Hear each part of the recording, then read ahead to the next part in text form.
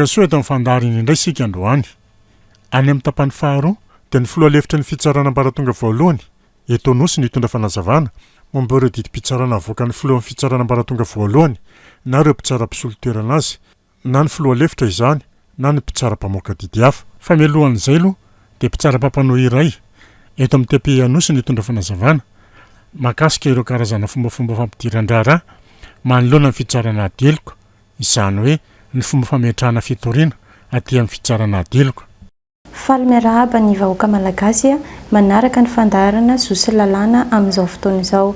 Resahany amin'izany ny mahakasika ny saisine d'office, ny firotsahana ho mpangataka onitra, ny paikady arahina amin'ny fametrahana fitoriana eo amin'ny adeloko. Rehefa ny fitsarana adeloko no resahana dia manana ny anjara toerany lehibe ny fampanohavana satria izy no tompon'ny fanenjehana. Na inona amin'ireo fombafomba ireo zany no ampiasaina ampidiran-draharaha aty amin'ny fitsarana adeloko dia tsy maintsy mandalo amin'ny fampanohavana foana ny antota taratasina ady nareo olona voakasiky ny raharaha-pitsarana. Inona avy ireo karazana fombafomba fampidirana fitoriana aty amin'ny fitsarana adeloko? Misy karazany telo izy ireo. Ny voalohany dia ilay atao hoe fitoriana mivantana, ilay apetraka eny anivon'ny polisy na ny zandary ireo sampana mpanao fanadihadiana, na ilay apetraka mivantana ety amin'ny fampanohavana. Faharoa dia misy ilay atao firotsahana ho mpangatak'onitra manoloana ny mpitsara mpanao famotorana araka ny voalazan'ny andininy 220 hatramin'ny 720 amin'ny fehezan-dalàna mikasika ny paikady eloka. Fahatelo farany dia misy ilay atao hoe saisine d'office, izany hoe tsy miandry ny olon-tsotra metraka fitoriana ny fampanohavana na ny fitsarana voanao ny fanenjehina fa avy hatrany dia manao izay araka ireo tranga voatanisan'ny lalàna. Iza avy ireo olona afaka mametraka fitoriana aty amin'ny fitsarana adeloko? Voalohany dia ilay olona niaran'ny fandikan-dalàna mivantana. Faharoa dia afaka manao fitoriana ihany koa ny solon-tenany raha ohatra ka misy fahasembanana ara-tsaina izy na zaza mbola tsy ampy-taona manoloana ny lalàna. Afaka manao solon-tena ihany koa anao izay fitoriana izay ny orinasa raha toa ka izy no niaran'ny fandikan-dalàna.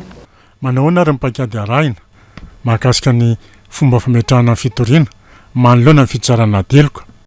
Mahakasika ny fitoriana mivantana izany hoe na ilay apetraka manoloana ny sampana mpanao fanadihadiana, ny polisy na ny zandary, na ilay apetraka mivantana aty amin'ny fampanohavana dia mitovy ihany ny lalana izoran'ireo antota taratasina ady ireo saingy fotsiny ny mahasamihafa azy dia ilay apetraka mivantana aty amin'ny fampanohavana dia mbola azo ny fampanohavana atao ny mandefa azy manoloana ireo sampana mpanao fanadihadiana ary averin'izy ireo manoloana amin'ny fampanohavana avy eo mba hanaovana ny fanenjehana.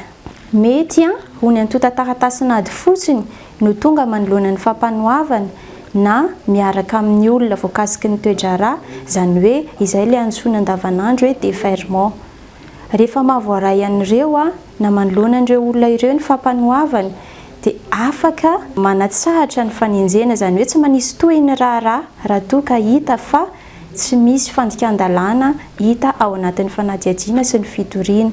Raha toa ihany koa ka hoe ady madio ny raharaha dia tsy anjaran'ny fampanohavana ny manao ny fanenjehana fa alefa any amin'ny fitsarana ady madio ny mpitory sy ny toriana. Raha toa ka taratasy fotsiny tonga manoloana ny fampanohavana dia azo ny fampanohavana atao ny manome baiko mamerina ny antota taratasina ady any amin'ny mpanao fanadihadiana mba hitondrana ny olona ihany koa raha toa ka ilaina ny fiainoana azy ireo manoloana ny fampanohavana. Ny fanapahan-kevitra mety ho raisin'ny fampanohavana ihany koa dia raha toa ka tsotra na efa mazava ny toe-draharaha dia tonga dia alefa manoloana ny fitsarana ho tsaraina ny raharaha, atao ny fanenjehana ny voakasiky ny raharaha dia omena daty ho amin'ny fotoam-pitsarana ny rotota. Mety ihany koa famitorana mena dia efa ampy mba hahafahana manazava kokoa ny raharaha, izany hoe famitorana tsotra. Avy hatrany dia manao an'izay famitorana tsotsotra amin'ny alalan'ny fanontaniana vitsivitsy izay ny fampanohavana manapa-kevitra mahakasika ny fampidirana ponjavonjy maika na tsy ny olona toriana. na ny fametrahana azy eo mba ny fanaraha-mason'ny fitsarana na ny fandefasana azy mody. Raha toa kosa nefa ka hita fa manano sarotra ny fandinihenan'ny raharaha na mila famitorana lalina na zaza tsy ampy-taona ny voakasiky ny fitoriana ka mila andraisana fepetra manokana dia tsy maintsy alefa ny fampanoavana manoloana ny mpitsara ny zaza tsy ampy-taona na ny mpitsara mpanao famitorana ny raharaha na ny antota taratasynady miaraka amin'ny voakasiky ny raharaha na ny antota taratasynady fotsiny ihany. Rehefa mandefa ny raharaha manoloana ny mpitsara mpanao famitorana ny fampanoavana dia manao ny tahakany ihany koa mahakasika ny ampidirana ponjavonjy maika na tsia ny olona toriana. Mahakasika ny fombafomba faharoa fampidirany raharaha ety amin'ny fitsarana adeloko dia ao ny atao hoe firotsana mpangatankonitra mivantana manoloana ny mpitsara mpanao famitorana. Misy fombafomba nady sy paikady arahana mahakasika io fomba anankiray fampidirany raharaha io. Voalohany ao anatin'ny 420 ora dia mbola afaka miverin-dalana ny mpitory, izany hoe manao désistement araka ny filazantsika azy raha toa ka tsy tapa-kevitra indray izy nirotsaka mpangatankonitra araka io fombafomba nady io.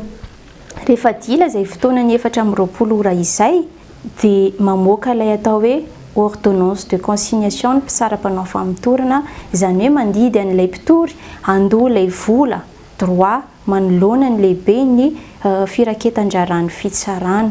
Rehefa voaloha io vola io dia amarin'ilay mpitory fa nahaloha io vola io izy, izany hoe misy taratasy arotsany ao anaty antota taratasynady manamarina an'izay. Dinihan'ny mpitsara mpanao famitorana ny raharaha amarininy fa olona mipetraka ao amin'ny faritra iadidiny, io olona mametraka fitoriana io na olona efa nanondry fonenana ao amin'ny faritra iadidiny ka rehefa vita izay rehetra izay dia mandefa ny antota taratasynady manoloana ny fampanoavana izy mba ahafahan'ny fampanoavana manao ny fanenjehany. Rehefa voarain'ny fampanoavana ireny taratasy firotsana mpangatankonitra nanoloana ny mpitsara mpanao famitorana ireny dia raha toa ka mahita ny fampanoavana fa tsy misy eloka, tsy misy fandikan-dalàna ao anatin'ilay raharaha dia manao taky mba hanatsaharana ny famitorana sy ny fanenjehany izy. Izay ilay lazain'ny lalàna hoe réquisition aux fins de refus d'informer. Raha toa kosa nefa ka hitany fa misy soratra fandikan-dalàna ao anatin'ny raharaha ary ilaina ny anaovana famitorana sy fanadihadiana dia manao ilay atao hoe réquisitoire introductif ny fampanoavana, izany hoe hosokafana ny famitorana mahakasika ny raharaha. Manahoana kosa ny mahakasika ny saisine d'office? Tsy miandry ny fitoriana avy amin'ny olon-tsotra ny fampanoavana sy ny fitsarana izay vao manao ny fanenjehany dia tranga anankiroa ihany no lazain'ny lalàna mahakasika ny saisine d'office. Ao ilay voalaza ny andininy fa 720 amin'ny fehezan-dalàna mikasika ny paikady eloka. Ao ihany koa ny voalaza ny andininy fa 470 amin'ny fehezan-dalàna mikasika ny paikady eloka. Ny voalaza ny andinin-dalàna voalohany io fa 720 io dia milaza izy fa ny eloka behivavy na ny eloka tsotra tratram-bodiomby ka manatrika eo an-toerana ny mpitsara mpanao famitorana maefa ny raharaha avy hatrany izy dia afaka mitarika ny fanadihadiana mahakasika izany toe-draharaha mitranga izany ary mampita ny vaovao sy ny vokatry ny famitorana rehetra manoloana ny fampanoavana mba ahafahana manao ny fanenjehany. Mahakasika ilay andininy fa 470 amin'ny fehezan-dalàna mikasika ny paikady eloka dia raha toa ao anatin'ny fotoam-pitsarana mandritra ny fotoam-pitsarana no misy eloka majinika na eloka tsotra mitranga dia azo ny fitsarana avy hatrany ny manao ny fanenjehana na ny fitsarana izany zavatra mitranga mandritra ny fotoam-pitsarana izany.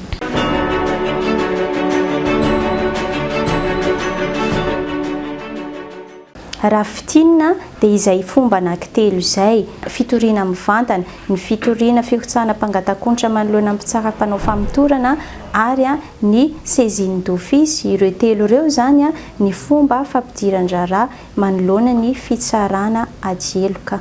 Misaotra ny ministeran'ny fitsarana sy ny télévision malagasy namokatra izao fandaharana izao na faneta ato amin'ny fampanoavana na melabelatra ny mahakasika ireo fomba fampidiran-draharaha manoloana ny fitsarana adieloka dia mametraka ny veloma mandra-piona amintsika rehetra.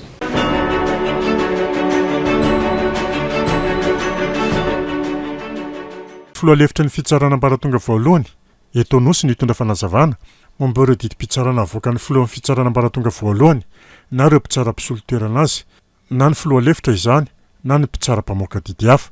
Faly miaraba ny mpijery ny televiziona malagasy manaraka izao fandarana izao. Misy karazany roa ireo didy avoakan'ny filohan'ny fitsarana ireo. Misy ny atao hoe ordonnance sur requête na raha dika tsotsotra dia didim-pitsarana avoaka amin'ny alalan'ny fagnatahana tsotra. Ny faharoa dia ny ordonnance de référé na ny didim-pitsarana amin'ny ady maika. Iza ny olona afaka mangataka izany didy izany? Ny voalazany andininy faharoa amin'ny fezan-dalana momba ny paikady madio fa izay olona rehetra mihevitra fa mananjoa dia afaka mangataka an'io didy io. Amin'ny fotoana toa inona no ahafahana mangataka ilay didy? Ny lalàna no mametra ny fotoana ahafahana mangataka izany didim-pitsarana izany. Ohatra raisitsika voalohany dia ny andimy raika amby roapolo azafady sy fitonjato amin'ny fezan-dalana momba ny paikady madio ihany sy ny andiny faharoa amby dimapolo sy eninjato amin'ny lalàna io izay momba ny fanagiazana ny fananana na ny saisie conservatoire na ny compte na ny saisie arrêt. Io lalàna ireo moa zany dia milaza fa rehefa manambola ianao amin'ny olona anankiray dia afaka mangataka didim-pitsarana ahafana manao ny fanagiazana ny fananana na ny compte-n'ireo olon'ireo any amin'ny banky na amin'ny toeran-kafa. Ny faharoa dia milaza ihany koa ny lalàna fa amin'ny fotoana rehetra dia azo angatahana io didim-pitsarana io raha toa ka misy ny atao hoe urgence exceptionnelle na amehana miavaka. Eo zany aloha dia tiana antony manokana mihitsy no ahafahana mangataka ilay didim-pitsarana. Ohatra raisitsika amin'izany dia raha ohatra ka misy ny fandavan'ny tompotrano handray ny hofatrano dia azo ny mpanofatrano no mangataka didim-pitsarana ty amin'ny fitsarana ametraka izany hofatrano izany any amin'ny tahirim-bolam-panjakana azafady any amin'ny trésor public moa zany mba ahafahany misitraka ny zony. Inona kosa ny antony mety angatahana io didim-pitsarana io? Ny antony moa zany dia mety misy karazany anankiroa. Ny antony voalohany dia mba ahafahan'ny olona iray misitraka ny zony. Ohatra amin'ny lalàna momba ny fananantany dia azon'ny olona anankiray na maromaro ny mangataka ny tany anankiray raha ohatra ka nisy ny fanamatisam-laly mandritra ny 20 taona ary tsy nisy ny fanalengelenana tamin'io tany io. Ny lalàna momba ny soro-paikionana ihany koa dia manome alalana antsika anitsy sy anavao izany soro-paikionana zany raha ohatra ka ilaina. Ny antony faharoa mety ilana io ordonnance sur requête io dia mba ahafahana amin'ny tanam-porofo iray. Na dia mbola tsisy aza ny ady eo amin'ny olona rototana maromaro. Ohatra amin'izany ny fifandraisana mpivady raha ohatra ka misy ny fijagajagana eo amin'ny mpivady dia azony izy ireo zany ny mangataka ordonnance sur requête mba ahafahana manamarina zany fisiany fijagajagana izany amin'ny alalan'ny ordonnance sur requête ka izay moa zany ilay ataontsika hoe constat d'adultère. Eo ihany koa ny mety ahafahantsika manamarina ny refin'ny tany anankiray na dia mbola tsisy aza ny alitany fa afaka atsika maka ordonnance sur requête ahafahana marimarina manamarina ny refin'ny tany anankiray sy ny mombamomba izany amin'ny alalan'ny pahay moa zany na ny expert topographe. Aiza ny toerana ahafahana mangataka io ordonnance sur requête io? Voalohany indrindra ny toerana misy ilay mpangataka, ny faharoa kosa dia ny toerana izay iseho ny toe-javatra anankiray. Zany hoe raha raisitsika ny momba ny fijagajagana teo dia mety toeran-kafa no misy ilay olona mpangataka fa mety toeran-kafa kosa no misy ilay toe-javatra ka io toerana misy ilay toe-javatra io no anaovana ny fangatana. Ahoana ny fomba atao mba azahoana io ordonnansa surekety io. Ny fangatana dia alefa atao alefany amin'ny filohan'ny fitsarana dia mandoa ny atao hoe vola fanahotratra na provision any amin'ny filohan'ny firaketa-draharaha dia hoentina any amin'ny filohan'ny fitsarana indray io mba ahafahany mandray ny fanapaha-kevitry na ny didy zay tokony ho raisiny. Marina moa zany fa mampiavaka ny ordonnance sureketa dia tsy mandidy izy na dia didy aza ny filazana anazy fa manome alalana na miautoriser fotsiny no azo atao amin'ireo karazan-didy io. Ny mampiavaka azy manokana moa zany dia vonjy maika ihany koa io didy io, ary ny faharo lehibe indrindra dia tsy fandaharana, zany hoe tsy misy fifamalina zany fa mangataka fotsiny ilay olona ka rehefa hitan'ny filohan'ny fitsarana fa azo atao ny mamoaka ilay didim-pitsarana araka ny fangatana dia omeny avoakany izany didim-pitsarana izany. Misy karazan-droa no atao ahafahana manohitra didy io. Voalohany indrindra ny fanohanana na ny opposition, ary ny faharoa dia ny appel na ny fampiakarana raharaha any amin'ny fitsarana ambony. Ka ny fotoana anaovana izany moa zany dia mandritra ny 7 andro ao arian'ny fampahafantarana ataon'ny fitsarana na ataon'ny vadin-tany araka tondro ny 5,300 ao amin'ny fizarana momba ny paikady madio. Iza kosa ny olona afaka manao izany fanohanana izany? Mazava ho azy moa zany fa izay olona rehetra matsiaro tena fa voatotoina ny zony dia afaka manao izany fanoherana izany. Ahoana ny fanaovana azy? Misy karazany roa afaka atao ambava ilay fanambarana fanoherana, azo atao tsoratra ihany koa ao amin'ny toeram-piasan'ny lehibe ny mpirakidrarana ny greffier en chef ny fitsarana anankiray.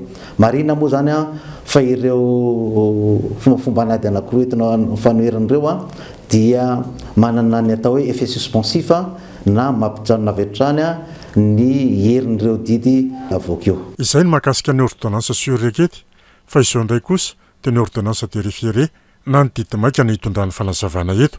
Ity didy manaiky ity moa zany dia ny amin'ny 5,700 hatramin'ny 1,800 ao amin'ny fizarana momba ny paikady madio. Iza ny olona afaka mangataka io didy io?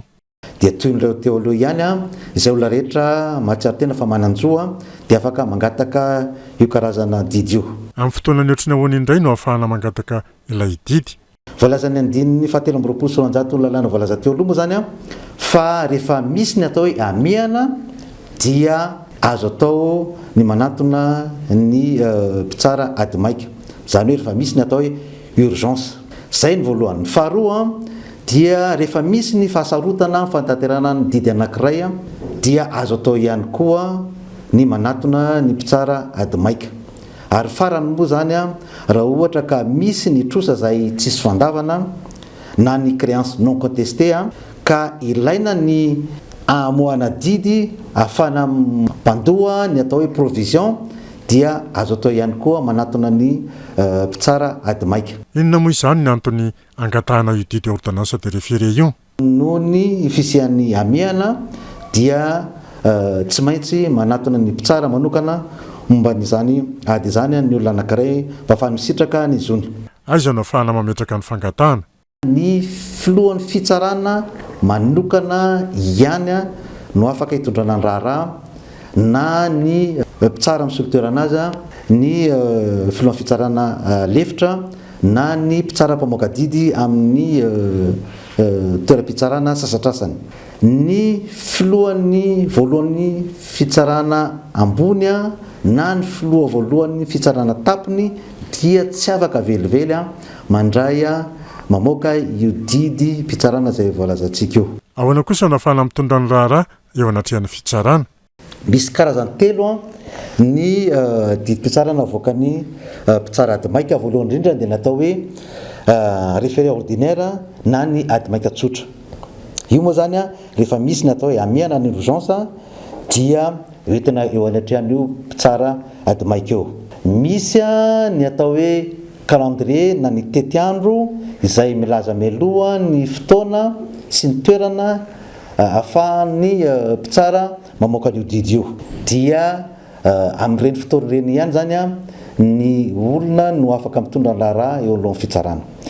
Ny faharoa dia misy natao hoe référé à bref délai, zany hoe maika kokoa zany a raha oharina amin'ilay urgence tsotra na ny zavatra maika tsotra ity faharoa ity. Ny mampiavaka azy a dia tsy maintsy mahazo alalana amin'ny filohan'ny fitsarana na izay olona misolo toerana azy a ilay olona zay vao afaka mitondra ny raharaha eo anatrehan'ny mpitsara ady maika.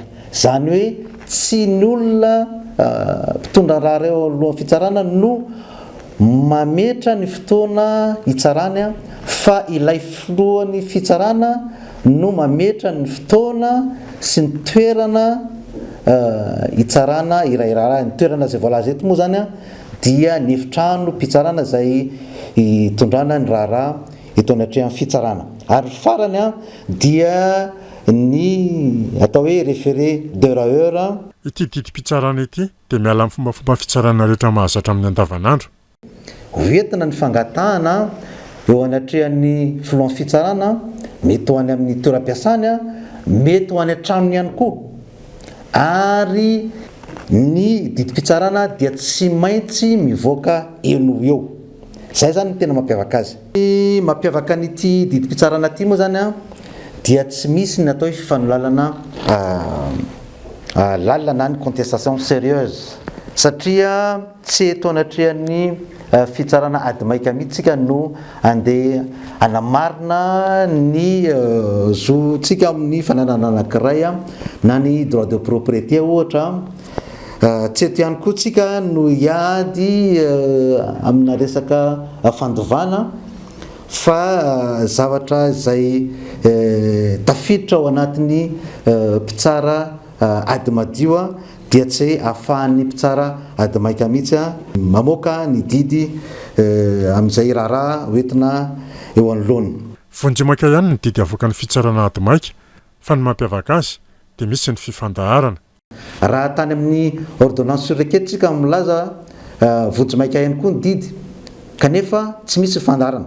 Fa amin'ity indray mitoraka ity kosa dia tsy maintsy fifandaharana, zany hoe fifamaliana zany a ny andany sy ny ankilany a ny raharaha zay vao afaka mamoaka didim-pitsarana ny mpitsara ady maika.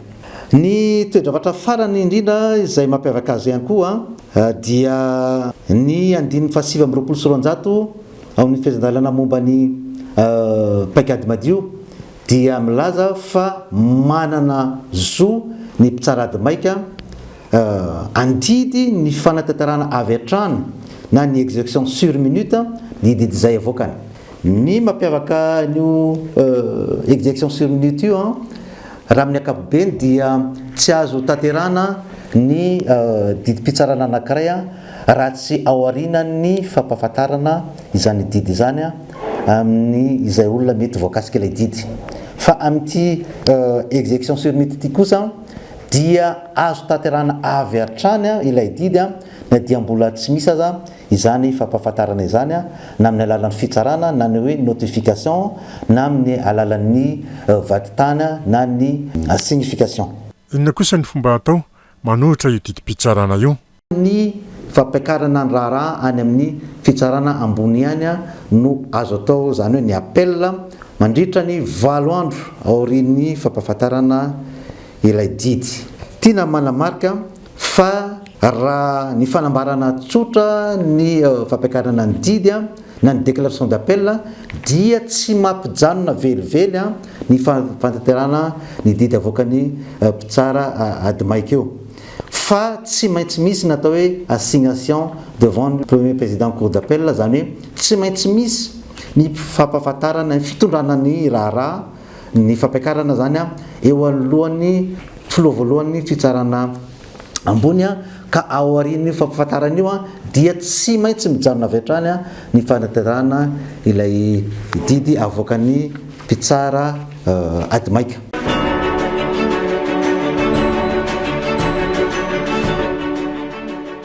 Manolotra ny fisaorana ministère ny fitsarana sy ny télévision malagasy nanatotosa izao fandarana izao mba ahafahany eto amin'ny mpitsara mpamoakadidy manome ny toralala rehetra zay tokony fantatra ahafahantsika mizaka ny zotsika tsiraray koa dia manateny izay fa mbola iverina eto hitondra ny fanazavana amin'ny olo hevitra hafa ihany koa sotra tompoko.